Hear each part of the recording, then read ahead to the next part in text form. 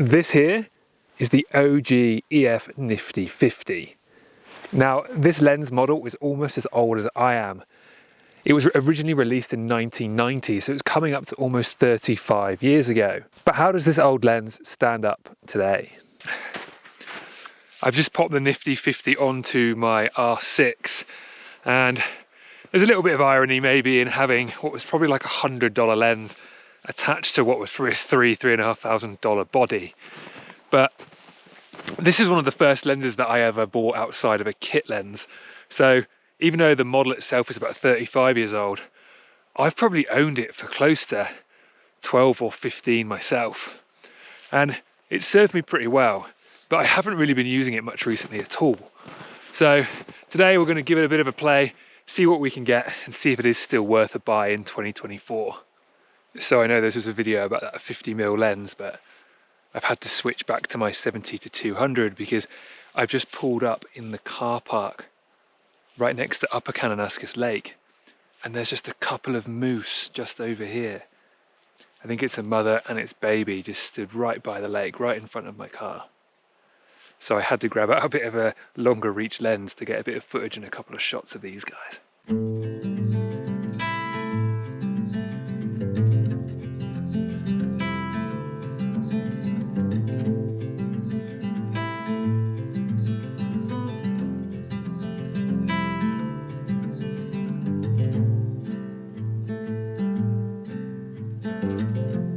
They're just so chill, just chilling right by the side of the lake there.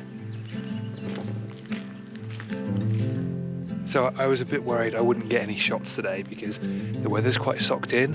And by the way, it's actually the 3rd of May right now, and you can see it's just full winter in Kananaskis still.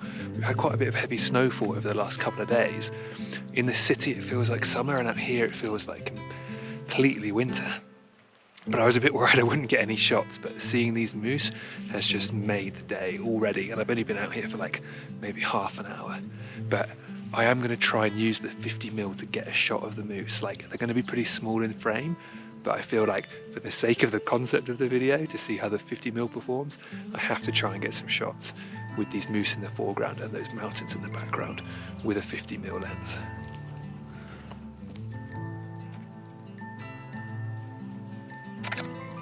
Obviously not a super versatile lens for wildlife photography. I don't have the reach, so I'm not sure I'm going to be able to get anything super good, but always worth a try. It did take a little bit of time to get this shot with the moose actually in focus.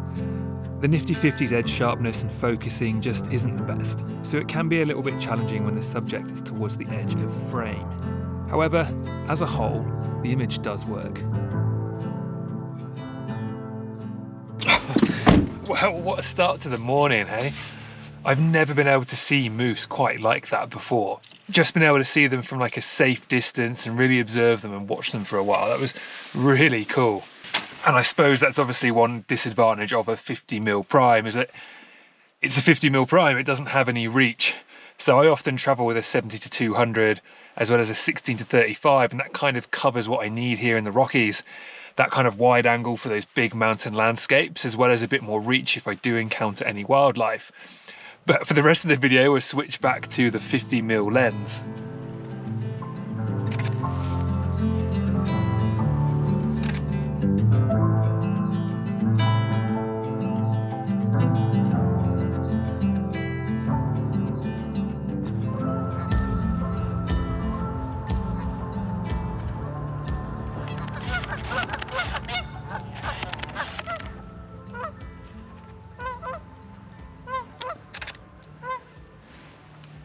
Not sure if you can hear those relatively angry geese.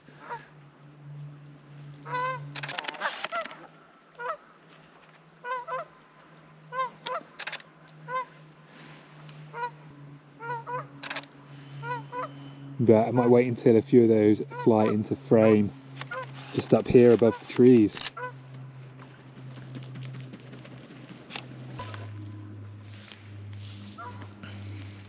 Now, there are a few reasons why this lens is so popular, or was so popular, especially with beginner photographers. Like, it was always pretty cheap. I think maybe $100. It's lightweight and it's an f1.8, which is a pretty fast lens for how kind of compact and cheap it is. And if you pop it onto an APS-C sized sensor camera, you're actually getting about an 80 to an 85mm lens that makes a great little portrait lens. And it's great to kind of experiment with that shallower depth of field that you might not have got from the kit lens that came with your camera. Just look at this snow now. It's absolutely coming down. Once again, it is May the 3rd today. It's meant to be spring. It is making it a little bit tougher to get shots out here, but I'm going to persevere. Because of the conditions, I'm trying to include some kind of man-made objects, like this little sign behind me here. Some things that are kind of brighter and stand out a bit more and add a bit more contrast to the kind of the white, gloomy background that we've got at the moment.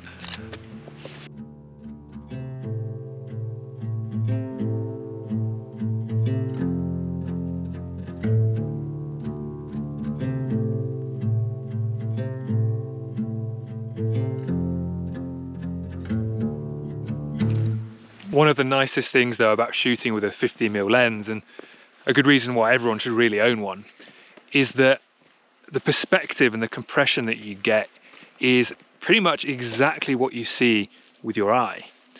So what that means is when you're driving along or kind of scoping out compositions, is that if you see something that looks amazing with your eyes, it's going to look pretty much the same through the camera. Rather than when you shoot with a wide angle lens, it kind of spreads everything out, or a longer focal length will compress it. This is really just cropping and framing part of your vision. So you get a really natural look to the kind of perspective and compression of a scene. But obviously you have to be quite careful with it. You can't just get everything in. You need to actually stop and think and move around a little bit to get exactly the frame of what you're seeing right. When your subject is more in the center of frame, and the lens aperture is closed up a little, and you nail the focus, you can still get some pretty sharp results with this lens. I have to admit, I just love photographing roads when they're still wet from a rain or snowstorm.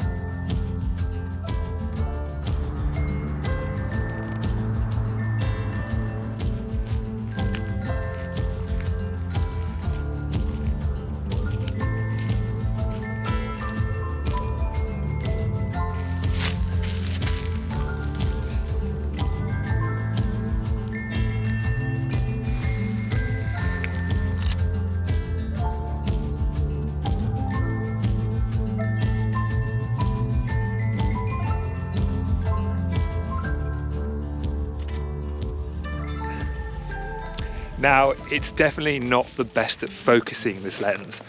And that's part why this morning I thought it would be a good idea to pop it onto my R6, because it has a much better autofocus system than the cameras that I've previously used this lens on.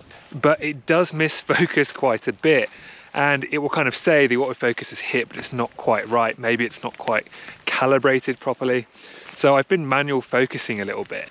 And sometimes when it can't quite hit focus, it goes pretty crazy. Like, see if I can show you.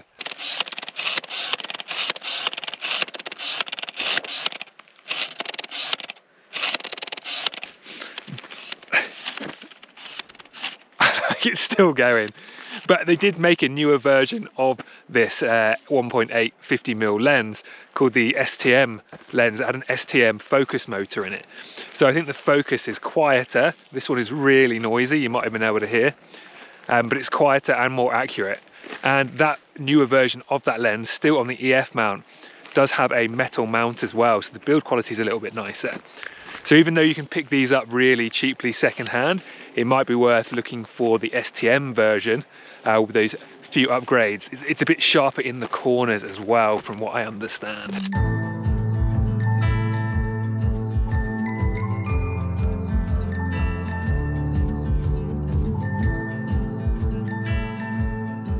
One thing that is actually kind of impressive about this little lens is that, in all honesty, the build quality is not the best. It's fully plastic.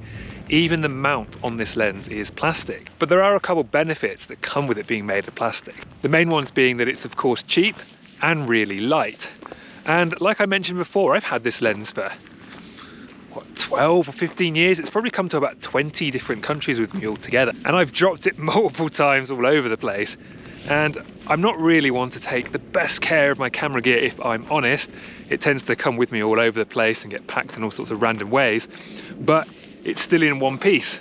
I did drop it in the desert in Rajasthan in India and get some sand inside there, so it does click a little bit when it focuses, but apart from that, it's still going strong.